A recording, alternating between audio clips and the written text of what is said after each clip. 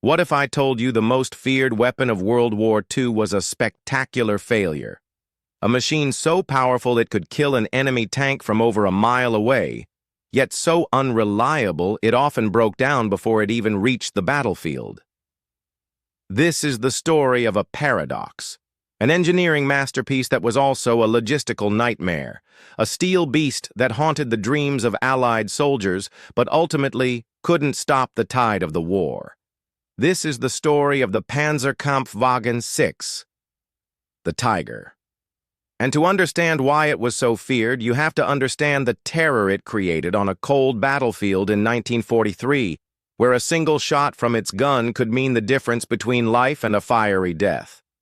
The legend of the Tiger wasn't just built on steel, it was forged in fear. The story begins not in a factory, but in the vast frozen plains of Russia.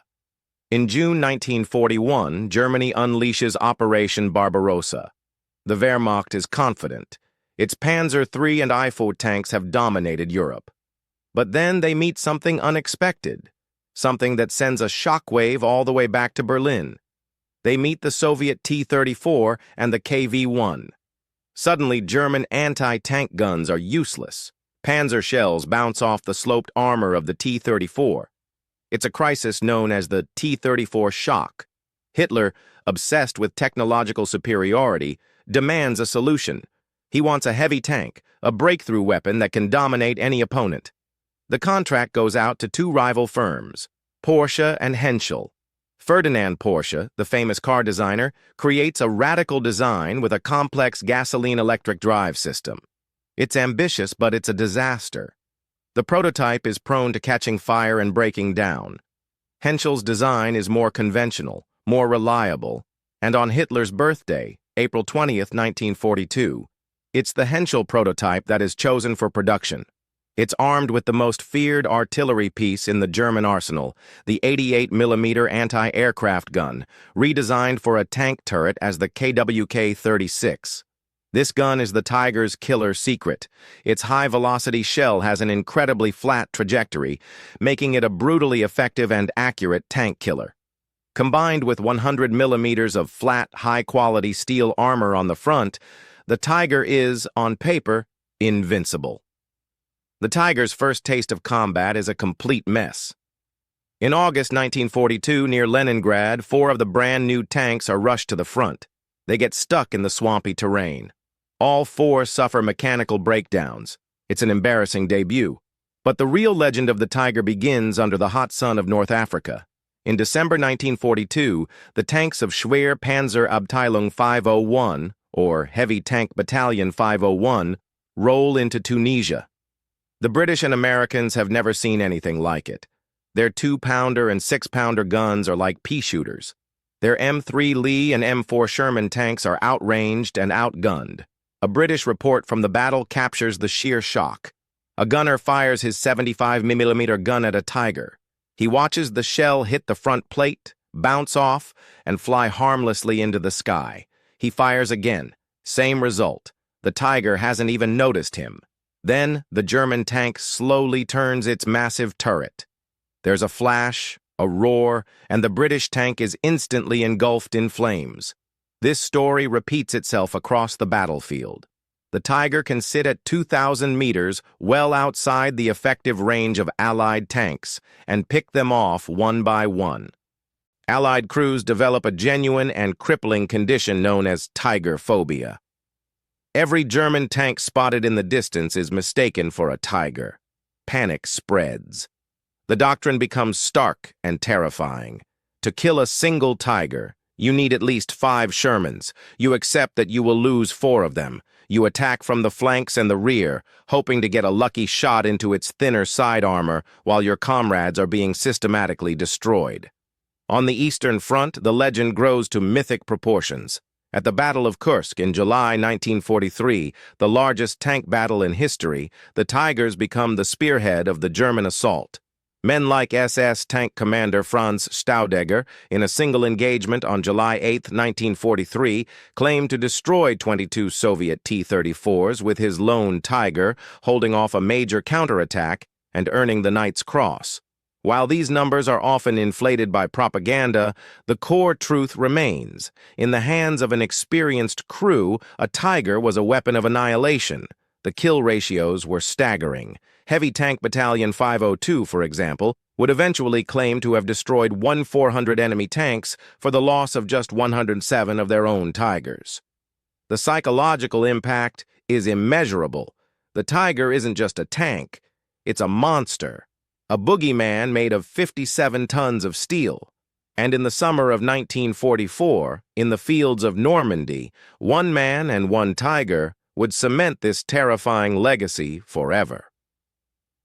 It's June 13th, 1944. Just 1 week after D-Day, the British 7th Armored Division, the famed Desert Rats, are advancing through the tangled Normandy countryside. Their objective is the strategic town of Villers-Bocage. Taking it would outflank the German Panzerlehr Division and open a path deeper into France. The British column, a mix of Cromwell and Sherman Firefly tanks, Stuart light tanks, and Bren gun carriers, confidently rolls into the town. They think the area is secure. They are fatally wrong.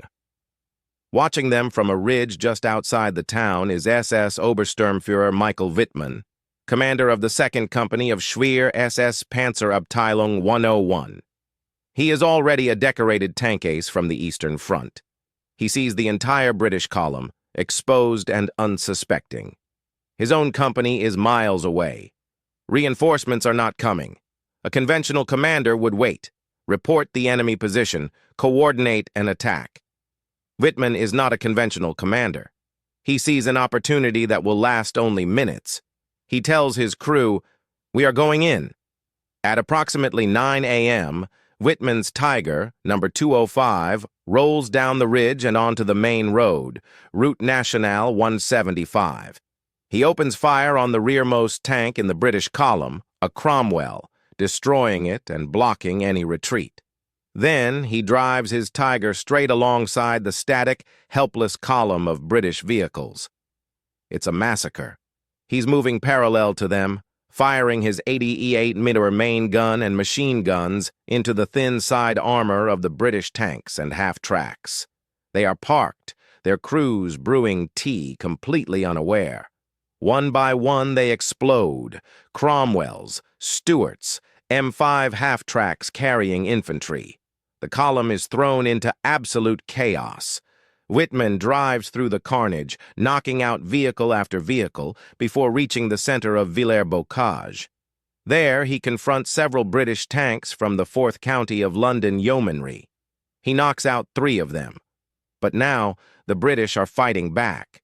A Sherman Firefly, the one British tank with a 17-pounder gun capable of penetrating the Tiger's front armor, gets a shot off. It misses. Wittmann duels with another Cromwell before an unseen British 6-pounder anti-tank gun, hidden in the rubble, finally scores a critical hit. The shot doesn't penetrate, but it damages the Tiger's track, immobilizing it. Wittmann and his crew are forced to bail out and escape on foot, but the damage is done. In less than 15 minutes, a single Tiger tank has destroyed up to 14 tanks, 15 personnel carriers, and 2 anti-tank guns. He has single-handedly stopped a major British armored offensive in its tracks. The Battle of Villers-Bocage becomes an instant legend. For the Germans, it's a propaganda victory, proof of Aryan martial superiority. For the Allies, it's a horrifying confirmation of everything they feared about the Tiger. The news spreads like wildfire among the troops. The Tiger seems unstoppable, its commanders invincible.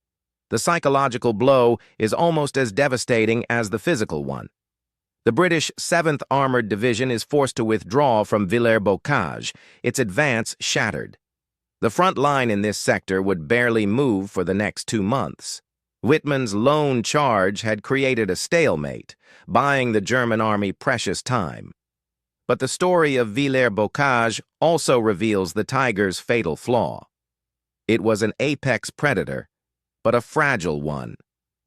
Wittmann's tank was disabled not by a superior tank, but by a well-placed shot from a small-towed anti-tank gun. The Allies learned. They adapted.